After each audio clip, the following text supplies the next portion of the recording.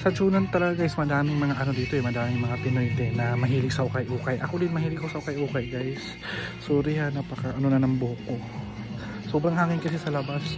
Tapos pagdating dito, oh my god, ang daming original. Ito na nga yung loob ng Junction Mall, no?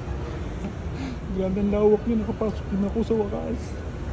Mga legit yung mga binibenta dito sa mall na to guys.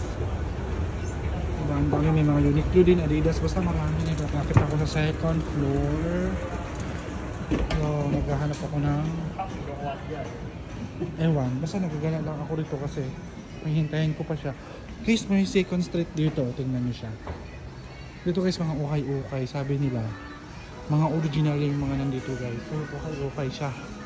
Ang daming mga pang winter, maraming mga mamahalin dito guys. May Chanel nga dito eh. Dami ha.